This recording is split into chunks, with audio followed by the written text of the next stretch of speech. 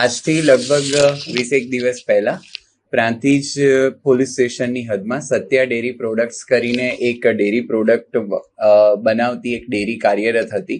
એ સાબરકાંઠા પોલીસને LCBને મળેલી બાતમીના આધારે ત્યાં તપાસ કરતા FSL અને ફૂડ એન્ડ ડ્રગ્સ ડિપાર્ટમેન્ટને પણ સાથે રાખી અને ત્યાં રેડ કરવામાં આવી હતી. એ રેડની અંદર પ્રાથમિક દ્રષ્ટિએ એવું જણાયું હતું કે કદાચ આ બનાવટી દૂધ હોઈ શકે.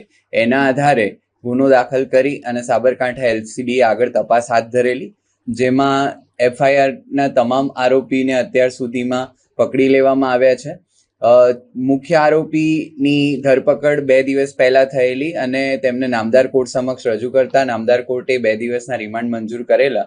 2 દિવસના રિમાન્ડ દરમિયાન પૂછપરછમાં જાણવા મળેલ કે લગભગ 500 લીટર જેટલી ક્વોન્ટિટીનું દૂધ એ આસપાસના ગામમાંથી આરોપી મેળવતો હતો અને એમાં પછી પાણી, way powder, SMP powder, caustic soda, palmolein, soybean oil વગેરે જેવા અલગ અલગ પદાર્થો ભેળવી અને ક્વોન્ટિટી વધારી, એટલે કે લગભગ 1700 થી 2000 લીટર જેટલું દૂધ એમાંથી બનાવતા હતા. અને આસપાસના ગામોમાં એ દૂધનું વેચાણ કરિયાણાની દુકાનો પર પણ પોતે પેકિંગ કરીને દૂધ અને છાશ એ બંને આપવામાં આવતું હતું. બીજા શહેરોની વાત કરીએ તો પ્રાંતિજ છે, મોયત છે, તલોદ, અમદાવાદ શહેર, માણસા, મોડાસા, વડાગામ ખાતે અલગ અલગ જગ્યાઓએ આ દૂધ અને છાશ જે છે એ વેચાણ કરવામાં આવતું હતું. પોલીસને અત્યાર સુધીની તપાસમાં ત્યાંથી કેટલાક દસ્તાવેજો, એની ઝેરોક્સ, વાહનોની RC બુક, 2-વ્હીલર વાહનો કે જે વપરાતા હોય, 4-વ્હીલર વાહનો, ટ્રેક્ટર ટ્રોલી સાથે થઈને લગભગ 12,95,000 જેટલી મતાનો મુદ્દામાલ અત્યાર સુધીમાં મળેલ છે.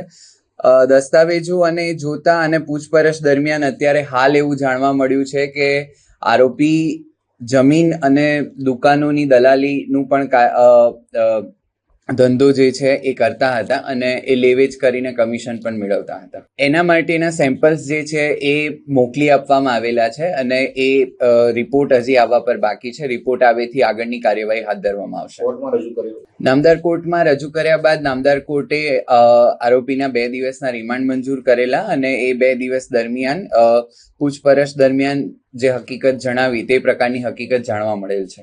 રિમાન્ડ દરમિયાનની તપાસ પૂર્ણ થતા તેમને નામદાર કોર્ટમાં રજૂ કરવામાં આવે છે અને નામદાર કોર્ટે અત્યારે સબ જેલના હવાલે કરેલ છે.